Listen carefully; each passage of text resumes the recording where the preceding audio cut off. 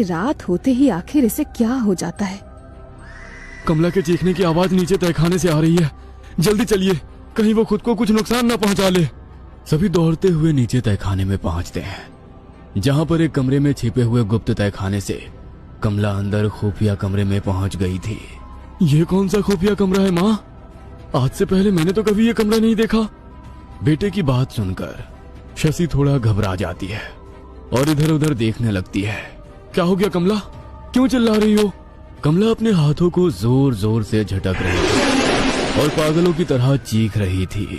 खून, खून, यहाँ पर खून है, खून बिखरा हुआ है यहाँ चारों तरफ। देखो देखो, वहाँ वो बैठी हुई है, वो बुला रही है मुझे। मैं चुपचाप उसके नहाने के पानी में 2 बूंद बाबा की दी हुई अभिमंत्रित जल भी डाल देता है। सभी नीचे हॉल में आकर बैठ जाते हैं। तभी पन्ना दौड़ते हुए नीचे आती है। बहूजी फिर से वैसे हो गई हैं। मैं उन्हें नहलाने के लिए जैसे ही गुसल खाने में ले गई, वो जानवर की तरह गुर्राने लगी और पानी की बाल्टी उठाकर दूर पटक दी।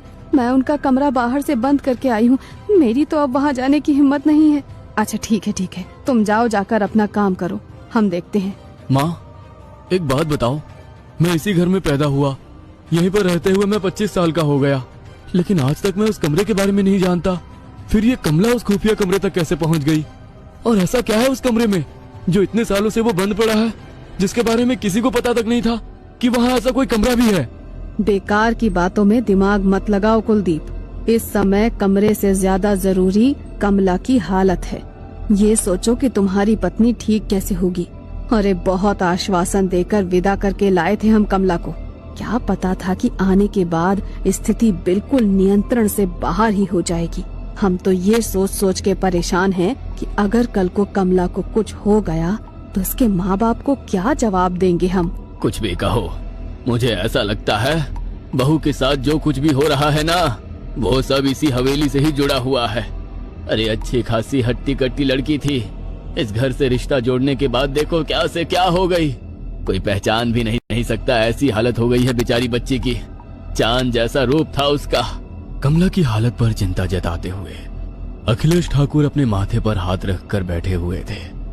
अब तो उन्हें बस किसी तरह ये दिन बीतने का इंतजार था, ताकि बाबा की साधना पूरी हो और वो आकर इस समस्या का कुछ तो हल सुझाए। अगले दिन सुबह 4 बजे ही ठाकुर की हवेली पर अघोरी बाबा दस्तक देते हैं। कहाँ है वो बच्ची? क्या ये जो जोर जोर से दरवाजा पीटने की आवाज आ रही है, ये वही है? बाबा वो ऊपर अपने कमरे में है। हमने दरवाजा बाहर से बंद किया हुआ है। मजबूर हैं हम लोग, क्या करे कुछ समझ नहीं आता। जिस लड़की को इतने अरमानों से अपने घर दुल्हन बनाकर लाए थे, आज उसकी ऐसी दशा देखकर मन एक एक पल में 100 आंसू बहा रहा है। हम तो कहते हैं अगर ऊपर वाले को कष्ट देना था तो हमें देता। हमारी फूल सी बहू का जीवन शुरू होने से पहले ही क्यों बर्बाद कर दिया। थोड़ा धीरज रखिए, मैं अपनी तरफ से प्रयास करता हूँ ये पता लगाने का कि आखिर आपकी बहू के साथ ऐसा क्या हुआ है जो उसकी हालत ऐसी हो गई। आप एक बर्तन में अपने घर का जल भर कर लाइए। बाबा के कहने पर शशि एक बर्तन में जल लाकर बाबा को दे देती है। बाबा अपने साथ लाई हुई सामग्री को घर में बिछाते हैं और उसके बाद उस जल के ऊपर कुछ मंत्रों की क्रिया करने लगते हैं। कुछ देर तक जल को अभिमंत्रित करने के बाद यही वो कमरा है जहाँ से इन सब चीजों की शुरुआत हुई है। इस कमरे में एक बहुत शक्तिशाली रूह का वास है। जल में हो रही हलचल बता रही है कि ये रूह कोई आम रूह नहीं है, ये एक शैतानी रूह है जो बहुत ताकतवर है। आमतौर पर ये जल इतना जोर जोर से हिलोर नहीं मारता जितना इस बर्तन में मार रहा है। आप सब लोग इस कमरे से बाहर चले जाएं, यहाँ रुकना आपके लिए ठीक नहीं है। बाबा सभी को लेकर उस तहखाने से बाहर आते हैं। ये कमरा आपकी हवेली में कब से है? आप कुछ तो जानते होंगे इस कमरे के बारे में, वरना इस तरह से इसे खुफिया रखने का कोई तो मतलब है ना। जरूर कुछ तो राज है इस कमरे के पीछे। बाबा वैसे तो ये हवेली मेरे पुरखों के जमाने की है। मेरे दादा के पिता ने ये हवेली बनवाई थी, लेकिन मेरा बचपन इसी हवेली में बीता है। मुझे अच्छी तरह याद है पहले यहाँ ऐसा कोई खुफिया कमरा नहीं था। इस कमरे को छोटा करने के बाद ये खुफिया कमरा बनाया गया है। अब किसने किया और क्यों किया ये तो मैं भी नहीं जानता। यदि आप कुछ जानती हैं तो बता दीजिए। वैसे मेरे पास तो सच पता करने के और भी तरीके हैं। मैं अपनी सिद्धियों से उस आत्मा से सारा सच पता लगा सकता हूँ, लेकिन ऐसा हो सकता है कि उसमें लंबा समय लग जाए और उतने समय में आपकी बहू को यह आत्मा कोई नुकसान पहुंचा सकती है। जरूर आप लोग कुछ ना कुछ छुपा रहे हैं। अगर सच नहीं बताना चाहते हो तो ठीक है, लेकिन फिर आपकी बहू की जान बचाने की मेरी भी कोई जिम्मेदारी नहीं है। मैं अपनी तरफ से सिर्फ प्रयास कर सकता हूँ। आपने बताया था कि आपकी बहू के सुहाग के सामान के साथ भी कुछ छेड़छाड़ हुई थी। जी बाबा जी, हमारी बहू की सुहाग की चूड़ियों की जगह न जाने कहां से काली चूड़ियां आ गई थी। क्या वो काली चूड़ियां अभी भी है आपके पास? अगर है तो लेकर आइए। बाबा की बात सुनकर शशि तेज कदमों से अपने कमरे में जाती है और वो काली चूड़ियां लेकर बाबा के सामने आ जाती है। लीजिए, बहू के हाथों से उतरवा कर ये चूड़ियां मैंने अपने पास रख ली थी। बाबा कुछ देर तक आंखें बंद करके कुछ मंत्र पढ़ते हैं और फिर हाथ में जल लेकर कुछ बूंदे उन चूड़ियों पर छिड़कते हैं तो चूड़ियों का रंग बदलने लगता है और फिर धीरे धीरे लाल हो जाता है।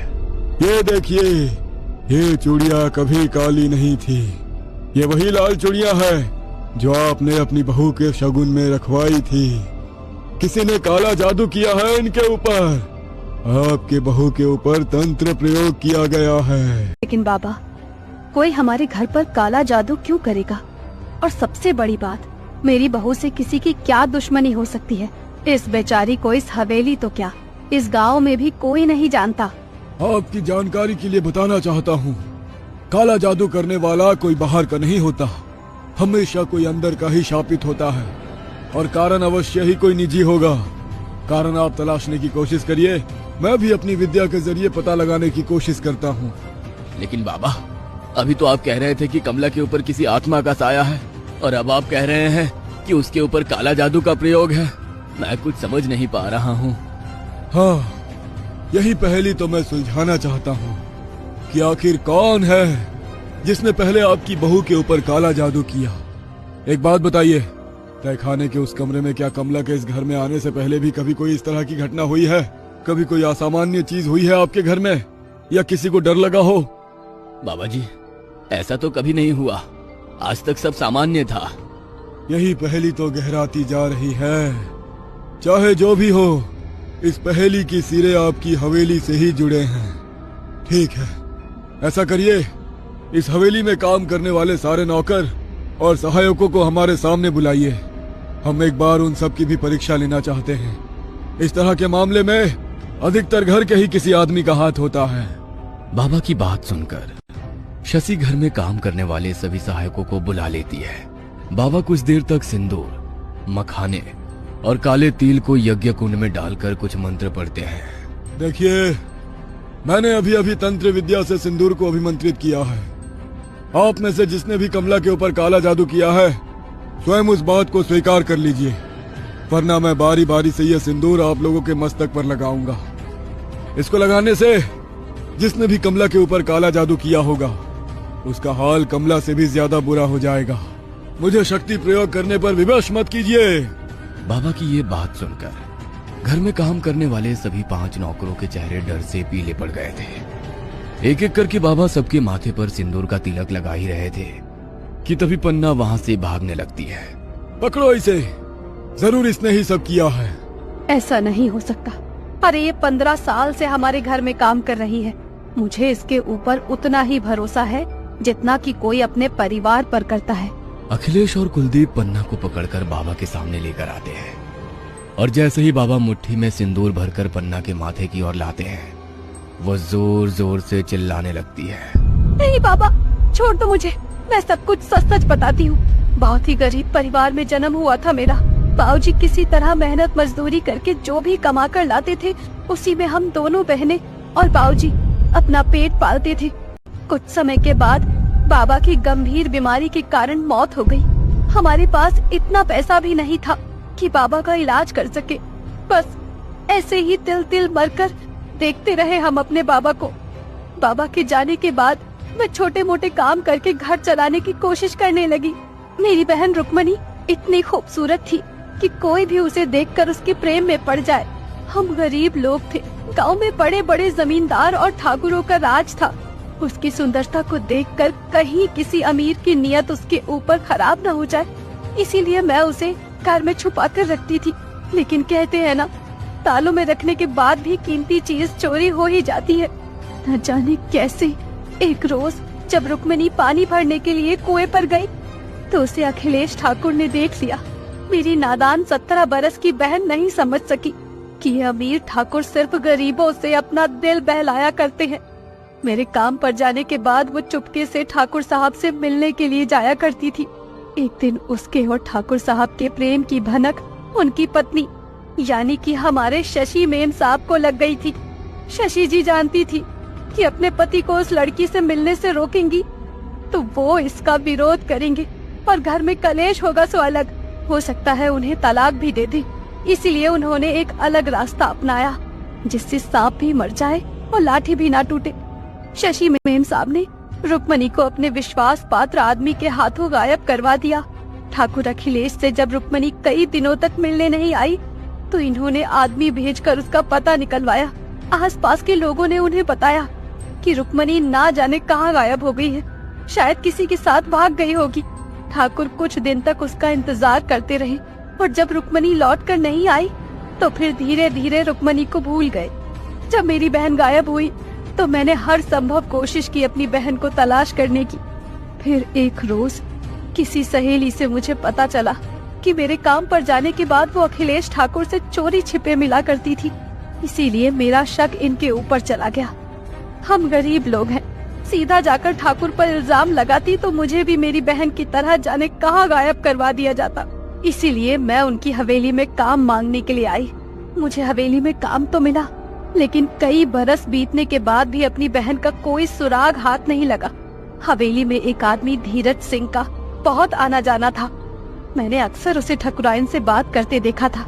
घर में आते जाते वो मुझे ताड़ने लगा था। धीरज सिंह मुझ पर डोरे डालने लगा था। मुझे अब सच जानने का मौका मिल गया था, क्योंकि ये वही आदमी था जिसने रुक्मणी को गायब किया था। मैंने धीरज के साथ प्रेम का नाटक किया। एक रोज शराब के नशे में उसने मुझे रुक्मणी की सारी सच्चाई बता दी। रुक्मणी को गांव से उठवाने के बाद ठकुराइन ने उसे अपनी ही हवेली के तहखाने में बंद करवा दिया था। रुक्मणी को रखने के लिए उसने पहले ही तहखाने के कमरे को बीच में से दीवार लगवाकर खुफिया कमरे में बदल लिया था। रुक्मणी की खूबसूरती से ठकुराइन को इतनी चिढ़ थी कि ये उसके सुंदर चेहरे को अपने पति की बेवफाई का कारण मानती थी। मेरी बहन तो बच्ची थी। इस ठाकुर की मीठी मीठी बातें उसका अपरिपक्व दिमाग भांप नहीं सकी। लेकिन गलती तो तेरे पति की थी ना। ये तो शादीशुदा था, एक बच्चे का बाप भी था। रुक्मणी के साथ प्रेम प्रसंग चलाते उसे शर्म नहीं आई और माना कि रुक्मणी और ठाकुर का रिश्ता गलत या गुनाह था, तो उस गुनाह की सजा बस एक को ही क्यों मिली? वो एक अनाथ थी, कमजोर थी। इसीलिए ठकुराइन ने उसे तहखाने में लाकर जंजीरों से जकड़ कर रखा। उसे तरह तरह की यातनाएं दी, मारा पीटा। इतना ही नहीं, उसके सुंदर चेहरे को गर्म सलाखों से जलाया, उसके सुंदर लंबे बालों को कतर दिया। महीनों तक जुल्म सहने के बाद अंत में मेरी बहन रुक्मणी ने दम तोड़ दिया। रुक्मणी के मरने के बाद इसने वहीं पर गड्ढा खोदा और उसे उसी तहखाने में दफन कर दिया। मेरी बहन ने अपनी सुंदरता और गरीब होने की कीमत चुका दी थी।